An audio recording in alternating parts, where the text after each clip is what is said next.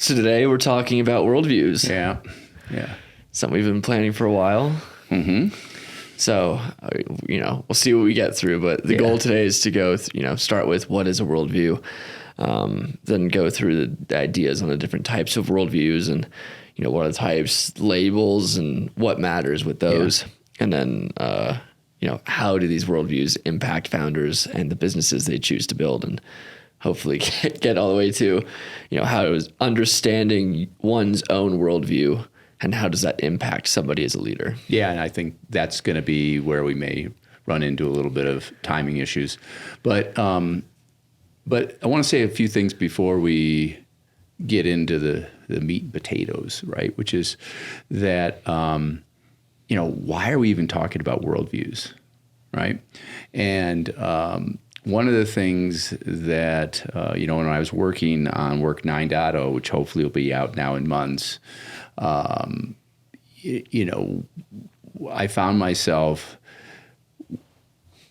needing to go a little bit deeper on, why we are the way we are, why we think the way we think, and whether or not it's important that leaders, especially in this new age of work, have a stronger sense for some of the big questions that exist, right? And so I went down a lot of rabbit holes, and I feel like the framework, the lattice work that I've developed and that I write about in Work 9.0 is pretty good, right? But I'm not a philosopher, right? I mean, obviously, I am philosophically oriented, but I'm not a educated philosopher, right? You're not formally educated in philosophy. Exactly, right? So, I can't debate, Foucault versus Kant versus a bunch of other philosophers with those that they do this for a living. But the bigger picture, I think I have a decent understanding of, and I think it's the bigger picture understanding of why worldviews matter that I'm hoping to help leaders appreciate so that they can answer hard questions. And I think there are hard questions these days, right? And I look at some of the people that are dealing with some of the issues that we've dealt with culturally, and I think they haven't thought things through as much, and it comes across, and I prefer that they're like pretty confident about why they think the things that they do and why they take the actions they take, and so this whole worldview thing is something that I feel like I've done a reasonably good job of understanding. I am not an expert, and so that makes me a little insecure, right, in answering some of these questions.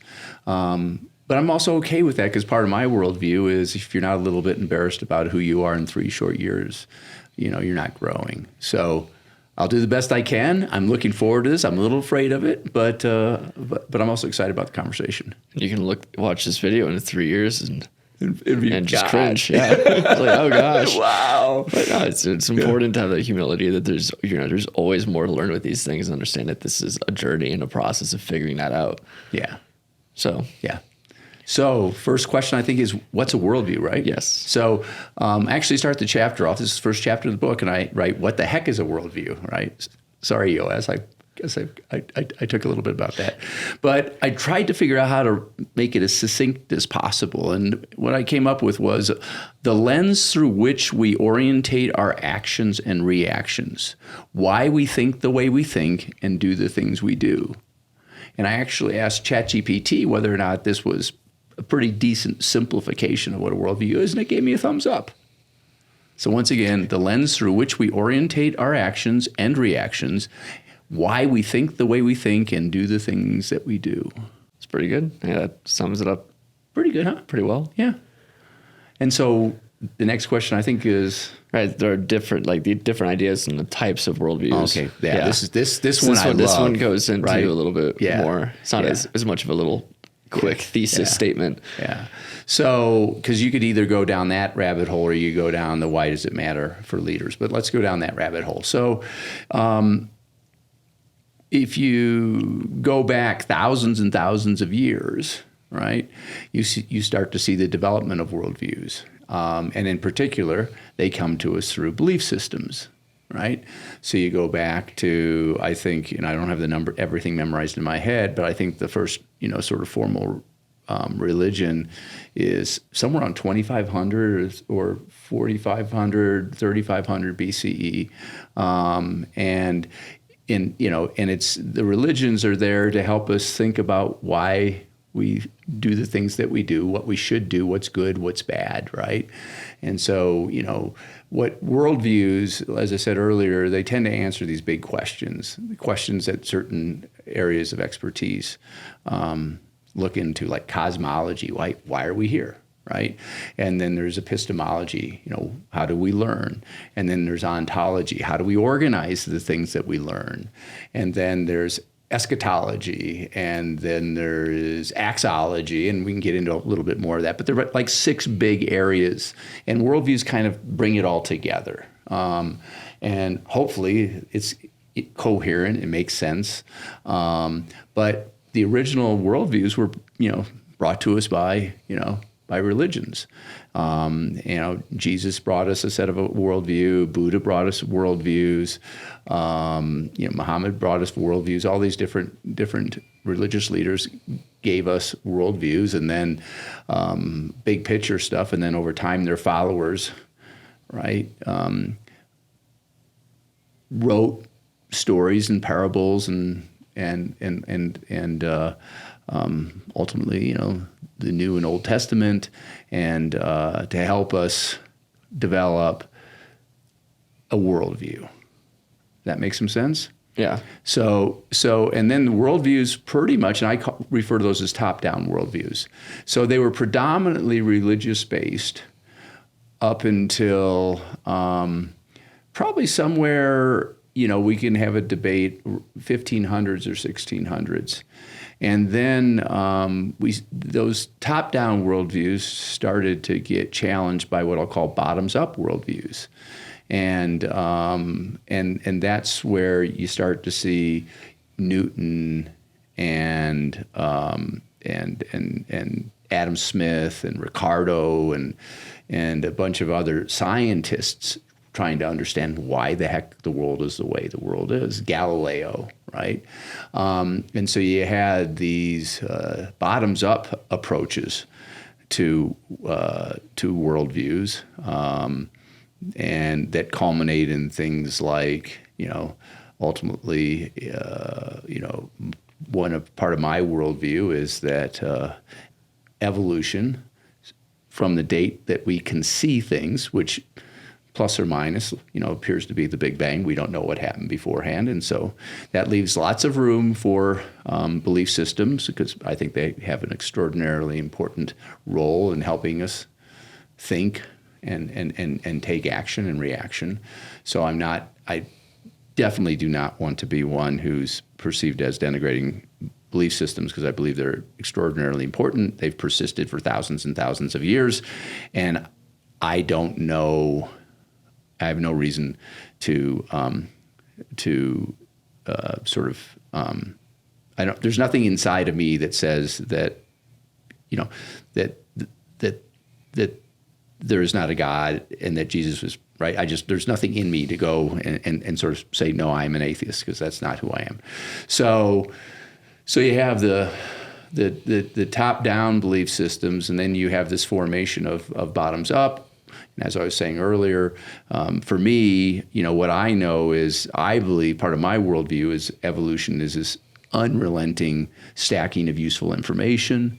And what happens over time is that information gets tested, it persists. There's certain information that's been out there for billions of years, and then hundreds of millions of years. You go from the physics to biology, and then human history, and we have all this data, and it helps me develop my own worldview. So that's sort of a bottoms-up approach. And then what's really interesting is we can have a debate around when this starts to happen. But I tend to see it with Nietzsche, you see it with Kant, you see it with Foucault, but I refer to these the postmodernists. and people don't typically put Nietzsche in the postmodernist, but I think he really was the first one who starts like questioning things in a really interesting and intriguing way. I call them the sideswipers, right? And what they're doing is they're basically saying, well, nothing's true, right? So none of the top-down stuff is real, none of the bottom-up stuff is real, nothing's real. And while I appreciate the challenge, because I'm very much open to sort of positive and negative feedback loops, I think that, that if you go too far with some of their teachings, the postmodernists in particular, right? If nothing's true, then nothing matters, and you get into nihilistic sort of perspective on life, and you can't even have an argument because you don't know anything. No one knows anything. But I kind of feel like we do know some things, right? I think technology has proven that we, bridges and planes and medicine and science, and I'm not a postmodernist, right? But that's the three, I think, major players, right? The top down, the bottoms up, and the sideswipers. And the top down also includes non-religion worldviews. I would submit that that Marx had a top-down worldview. Well, most of the ideologies, the prevalent ideologies out there are going to be top-down. They're top-down, but they're not religious-based. There's some other form of secular or whatever, right? Yeah, right. Marxism is a top-down worldview. And so I think there's top-down, bottoms-up, sideswipers. And, part of my journey is I'd love to be able to integrate it all and have it be, perfectly understandable. That would be awesome. And remove a lot of a lot of the, obviously, discord and worse, right? Well, some of it's ambiguous, some of it's discordant, and some of it you have people trying to take very literally when there's a lot out there, especially with the older worldviews. Yeah. Right? That's very figuratively useful. Yes. I mean, it's not literally true, but there is so much to be gained from the abstract and from the narratives and all those things that, while it's not literal fact in a roadmap for exactly what to do. Right. There's so much more to so that, much which wisdom. is it's like a meta truth kind of thing. Yeah. It's more real than the actual thing itself. And so, right, when you don't want to denigrate those old forms of wisdom, right, it's like you need to figure out exactly what you're pulling from. Yeah, and it gets back to just like those old forms of wisdom, as we're talking about. They've persisted for thousands of years, right, and been refined on for thousands of years. Yeah, right, and I'm often reminded of, and I don't know, we've talked about it. I think we have Chesterton's fence in some of our prior episodes. We talked in the last episode about it. Right. Yeah. Right. But once again, on that one, for those who don't watch every episode, is the big idea behind Chesterton's fence is that before you take something down, especially something that someone's purposely put up and something that's persisted for a long period of time, before you just knock that bloody thing down and destroy it, you should really understand why it was built in the first place. And once you understand, you genuinely, truly understand why it's been built in the first place, and it's no longer relevant, it's no longer needed, awesome, knock it down, right? Let entropy have its, have its say. But don't, the things that have stood for thousands of years, the stories, the parables, the whatever we want to, it's persisted for a reason, right? And so, like I say, I know it won't happen in my lifetime. Probably won't happen for a long, long, long period of time, unless all of a sudden someone comes down from high and says, "Hey, I am real. Here I am, you knuckleheads." Boom. Until then, we'll probably not have the complete answer. That's part of it. It's just always a journey. You're never going to arrive at that destination. Yeah. Just like, Well, then what would you do? I don't know. Right. Go out of office for a couple of days. Why are we here? Right. Why, yeah. I mean, we no longer have any utility. We have no longer have any usefulness. And so at that point, yeah, you probably do have a pretty nihilistic. Yeah, that's the word. Yeah. Yeah. Existence. There's I could go on for a while about this, but Yeah. when you have everything, the only thing you lack is lack itself. Yeah. And so it doesn't. Yeah. Yeah. There's no answer there. So I guess to bring it back in, right? How do worldviews impact founders and the businesses they choose to build? Yeah. Well, so, when you look through the 6 big questions, right? So purpose, passion, and cause, right? That's very worldview-esque, right? How do we make life better? Why are we here? Right. And so, actually in the book, and I mean, I could go into, each of the big 6 questions and give you a perspective. I don't know if that would be helpful but it's like if you go into cosmology, right? Why are we here? How do we make life better? And I'll go through a couple of those if you don't mind, because I have it here in front of me. But one of the things ultimately is let's talk about big picture, why I think it's helpful for leaders to have a worldview. So to lead means you have followers, and the followers are trusting that you have a sense for not only where we're going, but how to get from here to there. And the how to get from here to there is not just about, build this product, right? It's how do we as a tribe, how do we as a culture make decisions, and why do we do the things that we do? And I believe, as an example, that if you have a great purpose, passion, and or just cause, that if everybody understands it, that actually helps inform so many of the decisions that people are making during, as they go through the day, right? It informs processes, it informs the nature of the product and or service, it informs how we interact with our ideal customers. I mean, it's a really interesting big picture star. I like to talk about northern constellation as opposed to a singular star, but the purpose, passion, just cause is absolutely part of our northern constellation, and it's guiding us and lighting the way. And so, is this consistent with who we are? Is this consistent with how we make life better, right? And so that's an example of part of a worldview. It's informed by a worldview. But ultimately, as a leader, I think you want to have the things that are really important as explicit and coherent and resonant as possible. Purpose, passion, and just cause is one of those things. Our core values is a part of that, and the core values are definitely worldview influence, right? Because what's the difference between worldview and culture?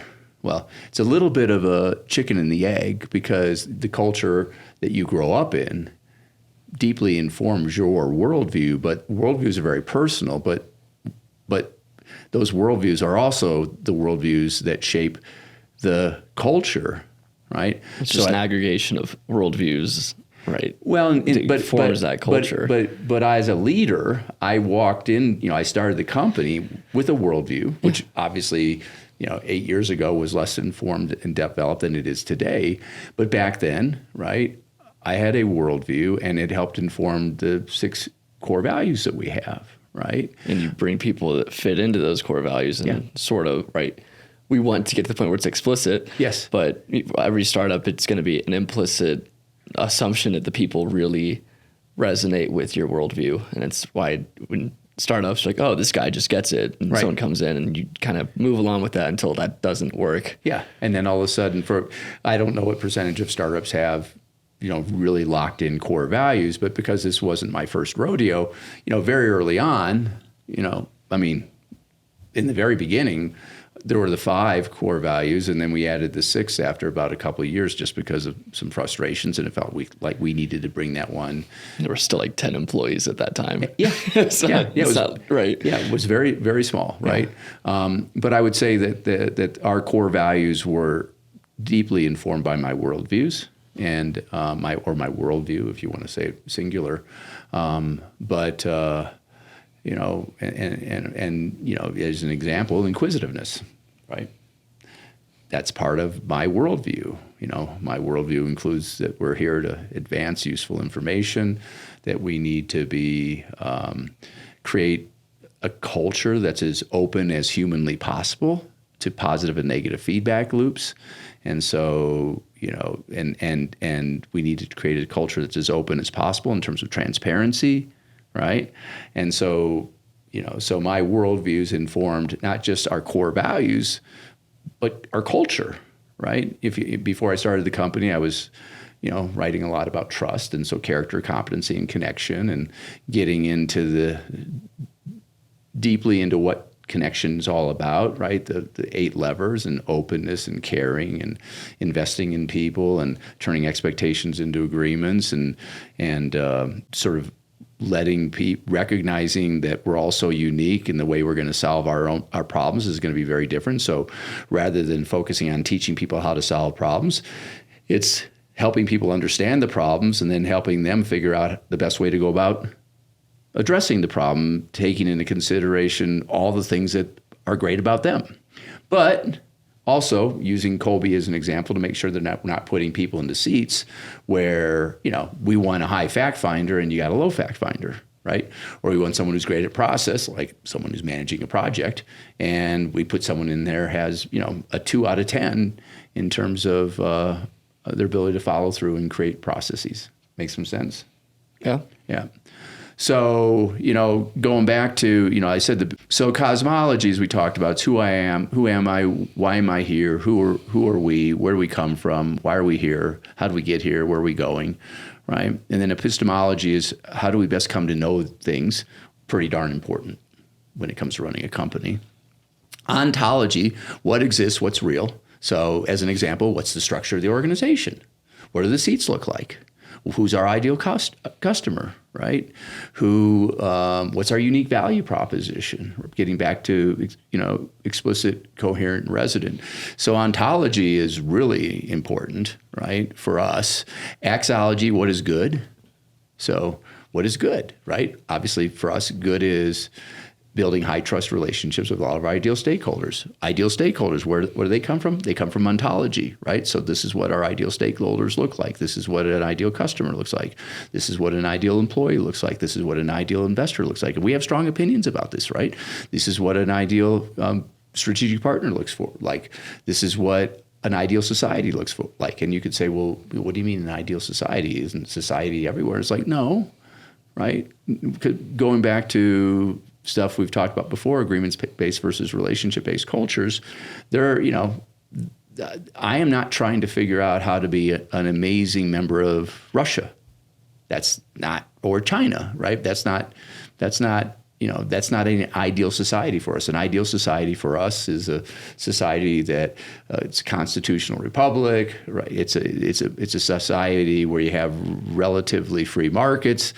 Love them to be perfectly free, but we also recognize that we need rules and laws and regulations, and so in order for us to work really effectively together, and we need to pay taxes so we can have a country that can defend all of our rights. So back to ontology and having a sense for what each of our ideal stakeholders looks like. And then on axiology, as I was saying, it's like, okay, so where do we want to be in 90 days? Where do we want to be in a year? Where do we want to be 3 years? Where do we want to be in 10 years? And really having goals that everybody understands, and we explain why those goals matter. We provide the context behind that. So that's all part of axiology. Interesting, right? And then praxeology, okay, so these are our goals. What are the actions we should take? And how do we take action? Well, once again, we've talked about high trust relationships, right? So let's continuously do the right things so that we can have a high trust relationship. So if there's any question in your mind making a decision and if you think one is going to adversely impact the trust people have in us, once again, we've defined that, character, competency, and connection, then let's not do that. Right? And what action should we take? Is it consistent with our brand? Right? That's a thing that we spent probably more time than most early stage companies, right? Really getting our arms around, and we still haven't done the job we need to do. You and I both know this in terms of helping people understand why it's so important that the things that we put into this world should be not only on brand, but they should be things that we're proud of, right? Because that's part of our brand, is we're not trying to put crap into the world, right? That's a little tension we have every now and then with regard to merchandise, right? Which is, we don't want to have anything with our name on it be something that someone throws away. That's just not who we are, right? We don't want to put crap into the world, right? And everything we put into the world, we want to, we want it to be at least like an A-, right? If we create some video and it's like but it just gets the job done, then no, we're not putting it into the world. But we've had challenges over the years with people just wanting to bang something out because it was asked for. And it's like, okay, it's good enough. And it's like, no, it's good enough is not who we are, right? And so that gets back to praxeology, right? What action should we take? What path should we follow? How should we act to reach our goals? And then the last of the big questions is eschatology, right? Which is, why are we here? What's our legacy? How are we going to leave the world? How are we going to make it better? Are we playing a game where all we care about is getting, making, I'll just make it, growing 20% and generating a 50% EBITDA margin and taking that money and going off and doing whatever. And that's the most important thing. Or is it no, right? We're playing this long / infinite game, and it's not about the outputs, it's about the inputs, it's about what we do, it's about how we do it, it's about how we impact people, it's about creating a company that we're proud of forever, right? And so that's sort of eschatology. So each of the 6 big questions actually is something that companies should be reflecting on. And I'll just go down, one of them as an example. So cosmology, right? Universal connection and interdependence. So I would argue that an enlightened leader sees beyond the immediate and the individual. Right? Origin stories and shared histories, right? They help their ideal stakeholders connect more deeply with the company and why it exists and where it's going, right? This is all under cosmology. Purpose and place, right? Why do we exist? Future visions and legacy, which we've just talked about, falls under cosmology. Ethical and existential questions, right? How are we forming how we make life better on this planet? Not just for today, but for 10, 50, 100 years from now. Embracing complexity and uncertainty. That's part of cosmology, right? It's like we don't have all the answers, right? And so it's that back to inquisitiveness, encouraging a culture of learning and curiosity and openness and a culture where people are comfortable being uncomfortable, right? People recognize that, as we've talked about before, that actually 15% failure rate is optimal for learning and growth. And so we embrace failure. Now, obviously we talked about this before, we don't want people to do the same thing over and over again, right? And we'd rather the failures be quick failures. Use Jeff Bezos' analogy, right? That if we make failures or we make bad decisions, they're through doors with which we can walk back through. Turnstiles, we can go both ways, right? But if it's like you make this decision and there is no return, those are the places we'd rather not, sort of experience optimal failure. Right? But there's a lot of turnstiles on the way to that ledge. Yeah. And so you want to make sure you're doing that appropriately so that when you do get to that point, you have the best set of information and experience and everything to make the important decision when it matters. And so what's the phrase we use all the time? Slow is smooth and smooth is fast. Yeah. For that very reason, right? So as much as we're growing very fast, right, we still, in a lot of ways, probably a lot of people think that we could go faster or make decisions faster or they could have more autonomy. And we don't go there yet because We don't believe that they're at a place in understanding everything that we're trying to do. They're capable of putting A- work out into the world without others giving the big thumbs up. And if it's not a big thumbs up, using it as a teaching moment. Yeah. Right. Right. When you make the worldview and everything explicit, and then you're going for everything for the right reasons, then you are allowed to, right? Then there's that trust that if you do fail, you failed for the right reasons, right? Yeah. If you're failing 15% of the time, but doing so with the goal of, right, because the 15% means that you're pushing yourself enough to the point where you're learning from your mistakes, but also advancing everything at the same time. Yeah. And so if, you're just slacking off and just not doing anything, and that's why the 15% is coming about, that's not good. Right. The 85-15 rule only actually works when everything else is in place. Yeah. And when it is in place, it's okay. And so all of this is so complex, and why it's difficult. Yeah. And, there's not really any great examples or frameworks that exist right now, but hopefully we have a good one that we can help others with soon. Yeah. Yeah. In terms of making sure things are on brand. When you're small, there's 10, 15 people, you can make a lot of things happen just based upon the implicit understanding that everybody has being around one another, and you can hear each other in a lot of situations, right? You're all there, you're all talking, and all sorts of, well, have you thought about this? Have you thought about that? Kind of a thing, right? But the bigger and bigger the company gets, the more you just have to move towards an agreements-based culture where the things that are really important are very explicit. They make sense. Right? Having a reasonably well-articulated worldview or developed worldview helps you make sure that, there's not a lot of things in here. It's like, well, you talk, like we said before, you talk team, and yet you're incentivizing these people to go and just do whatever the heck they want. So the bigger you get, the more important it becomes, I think, for the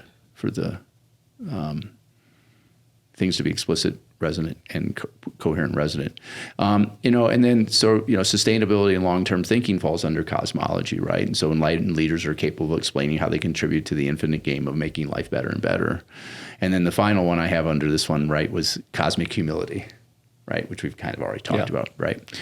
So, what are the questions leaders can ask around cosmology? It's like, what broader human trends are we a part of? What historical precedent is connected to what we're doing? What led to our company's founding moment? And how does this show up in our work?